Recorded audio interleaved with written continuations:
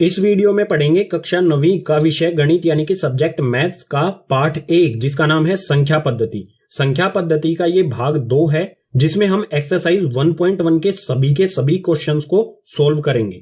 भाग 2 देखने से पहले आप भाग 1 जरूर देख लीजिए जिसमें हमने इस पार्ट का परिचय दिया है, यानी कि इस पार्ट में कौन कौन से फॉर्मूलों का इस्तेमाल करना है, क्या क्या हमारे इस पार्ट के विषय होंगे, इंपॉर्टेंट चीजें होंगी, वो सारी परिचय वाले पार्ट में भाग 1 में बता दी गई हैं। इस पार्ट यानी कि संख्या पद्धति के कुल जो है 8 भाग होंगे, तो 8 के 8 भाग जो हैं उनका लिंक नीचे डिस्क्रिप्शन बॉक्स में दिया गया है और फर्स्ट कमेंट बॉक्स में भी दिया गया है। तो सभी भाग आप ध्यान से देखें, अच्छी तरह से समझें। तो शुरू करते हैं एक्सरसाइज 1.1 के पहले क्वेश्चन से।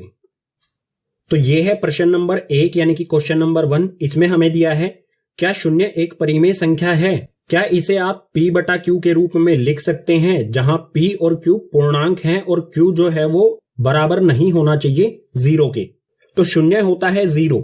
0 क्या परिमेय संख्या है? परिमेय संख्या क्या होती है ये आपको भाग 1 में बता दिया गया था। तो इसका उत्तर हो जाएगा हाँ, शून्य यानी कि 0 जो है वो एक परिमेय संख्या है। अगर परिमेय संख्या है तो इसे p बटा q के रूप में भी हम लिख सकते हैं, और जहां पर हमारा p और q जो है वो पूर्णांक होने चाहिए और q जो है वो 0 के बराबर नहीं होना चाहिए। तो 0 को हम p बटा q के रूप में कैसे लिखेंगे? देखो बिल्कुल आसान है। p हमारा क्या हो जाएगा 0 और q हमारा क्या हो सकता है, कोई भी हमारी प्राकृत संख्या, यानी कि 1 हो सकता है, 2 हो सकता है, 3 हो सकता है, इसी तरह से अनंत तक। अब यहां पर इसे p बटा q के रूप में लिख के देखो। p क्या है हमारा 0, q हमारा 0 नहीं होना चाहिए, 0 के अलावा कोई भी संख्या, प्राकृतिक संख्या कोई भी। तो 0 बटा 1, 0 बटा 1 क्या होता है 0, यानी कि हमारा उत्तर क्या आ रहा 0 ही आ रहा है। तो 0 बटा 1 लिख सकते हैं। इसी तरह से हम 0 बटा 2 लिख सकते हैं, ये भी क्या हो जाएगा 0 ही होगा। 0 को अगर हम 2 से भाग करेंगे तो 0 ही होता है। इस प्रकार से ये क्या हो गया p बटा q के रूप में हमने लिख दिया। अगर p बटा q के रूप में लिख दिया तो बिल्कुल श्योर हो जाइए कि जो शून्य यानी कि 0 है वो परिमेय संख्या है। ये हो गया हमारे पहले क्वेश्चन का हल। अब चलते हैं दूसरे पर। अब है प्रश्न संख्या 2 यानी कि क्वेश्चन नंबर 2। इसमें हमें दिया है 3 और 4 के बीच में 6 परिमेय संख्याएं ज्ञात कीजिए।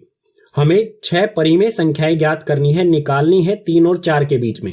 तो इसका हल शुरू होता है यहां से। कुल कितनी संख्याएं निकालनी है 6, तो हम यहां पर लिखेंगे 6। जितनी भी संख्याएं हमें निकालनी हो हमेशा क्या करेंगे, उसमें एक जोड़ेंगे। तो यहां पर लिखा है 6, तो मैं इसमें एक जोड़ देता हूं। एक जोड़ने पर ये हो गया 7। अगर हमें 6 की बजाय 8 या 10 संख्याएं निकालनी होती तो उनमें भी क्या करते, 8 जमा 1 कर देते और 10 जमा 1 कर देते। यहां पर हमें 6 ज्ञात करनी है तो 6 जमा 1 कर दिया, तो आ गया हमारा 7। अब इस 7 का हमें क्या करना है, ये 3 लिखेंगे सबसे पहले। ये 7 जो है इसको गुना कर देंगे इस 3 में, ऊपर भी और नीचे भी। 7 बटे में 7 से 3 को गुना कर देंगे। बिल्कुल इसी तरह से जो 4 है इसको भी हम 7 बटे 7 से गुना कर देंगे। तो यहां पर 3 सते 3 से 7 को गुना करने पर आ जाएगा 21 और बटे में आ जाएगा यहां पर 7 ऐसा का ऐसा। ठीक है, इनको हमने यहां पर गुना किया और ये 7 ऐसा का ऐसा आ गया। इसी तरह से 4 को 7 से गुना करेंगे तो ये हो जाएगा 28 और बटे में 7 ऐसा का ऐसा। तो यहां पर आप देखो ये आ गया 21 बटा 7 और ये आ गया 28 बटा 7। नीचे संख्याएं क्या है, यहां पर भी 7 है और यहां पर भी 7 है। अब क्या करेंगे, हम इनके बीच की संख्याएं लिखेंगे। 21 के बाद क्या आता है, 21 के बाद आता है 22 बटे 7, उसके बाद आता है 23 बटे 7, उसके बाद आता है 24 बटे 7, उसके बाद आता है 25 बटे 7, आगे इसी तरह से 26 बटे 7 और आखिरी में 27 बटे 7। ये संख्याएं कहां से कहां तक लिखी, 21 के बाद और 28 से पहले। तो ये जो हमारी 6 संख्याएं आई हैं यही संख्याएं होंगी 3 और 4 के बीच में 6 परिमेय संख्याएं। ये हो जाएगा हमारा इस क्वेश्चन का आंसर। अब है प्रश्न संख्या 3 यानी कि क्वेश्चन नंबर 3। इसमें हमें दिया है 3 बटा 5 और 4 बटा 5 के बीच 5 परिमेय संख्याएं ज्ञात कीजिए। जो ये 3 बटा 5 है और 4 बटा 5 है इसके बीच में हमें 5 परिमेय संख्याएं निकालनी है। बिल्कुल क्वेश्चन नंबर 2 की तरह ही है, बिल्कुल क्वेश्चन नंबर 2 वाली विधि ही आपको लगानी है। कुल संख्याएं हमें निकालनी है 5, तो यहां से हल शुरू होता है। अगर हमें 5 निकालनी है तो 5 में हम क्या करेंगे, 1 जोड़ देंगे। 5 में 1 जोड़ने पर हो गया 6। अब जो ये 6 आया है इसको 3 बटा 5 और 4 बटा 5 दोनों में ऊपर और नीचे गुना कर देंगे। तो यहां पर लिखता हूं मैं ये 3/5, इसमें गुना कर देता हूं ऊपर और नीचे 6 से, यानी कि 6/6 से। बिल्कुल इसी तरह से यहां पर मैं लिखूंगा 4/5 और गुना में ऊपर और नीचे यहां पर 6 और 6 से। तो यहां पर गुना करने पर आएगा, 3 को 6 से गुना करेंगे तो ये आ जाएगा 18 और 5 को नीचे 6 से गुना करेंगे तो 5 6 हो जाएगा 30। बिल्कुल इसी तरह से 4 को 6 से गुना करेंगे तो ये हो जाएगा 24 और नीचे 5 को 6 से गुना करेंगे तो ये आ जाएगा 30। अब हमारे पास जो संख्याएं आ गई हैं वो हैं 18/30 और 24/30।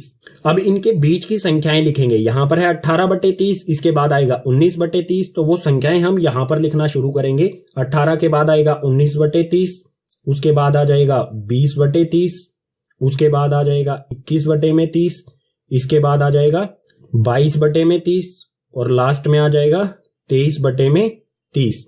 तो जो ये हमारी संख्या आई है ये क्या हो गई, 5 परिमेय संख्या। आप गिन सकते हैं 1 2 3 4 5। ये हो गया हमारा इस क्वेश्चन का उत्तर।